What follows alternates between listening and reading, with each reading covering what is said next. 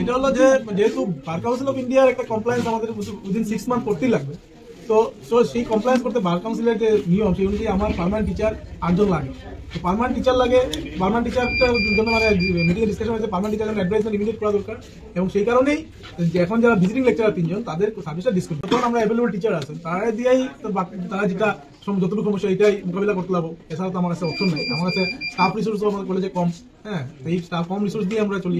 Problem তো হইব, problem হইতো না যেটা তো করলে তো মিথ্যা কথা বলবো না, পুরানি তো 2 জন দিয়ে সম্ভব নয়। হ্যাঁ, লিগে আমরা খুব তাড়াতাড়ি আমরা রিক্রুটমেন্টের লিগে অ্যাডভাইসমেন্ট ওই একটাই রিজন মিটিং এও ডিসকাশন হয়েছে যে ইমিডিয়েট জিনিসটা করা দরকার। ব্যাপারটা হয়েছে যে মিটিং এর মধ্যে অনেক আলোচনা হয়েছে, ঠিক আছে। এখন আলোচনা মানে কিছু ডিসেন্ট ভয়েসও থাকবো, কিছু ফেভারও থাকবো। এখন এটা হলো মানে কনফিডেন্সিয়াল ম্যাটার, যে কারণে আমি এটা কইতে পারি কইয়ার না যে মানে কোনো বিরোধিতা হয়েছে না বা এরকম কিছু না। ডিসকাশন আলোচনা হয়েছে এবং মেজরিটি আলোচনা অনুযায়ী এটা সিদ্ধান্ত নেওয়া হয়েছে যেহেতু বার কাউন্সিল যেমন আমরা কনস্ট্রাকশন ওয়ার্ক চলে, হ্যাঁ, এইগুলো শেষ হইতো, সমস্ত শেষ হইতো। হ্যাঁ, এটা কইছি না এটা পাবলিকলি কইতে আমি পারি না।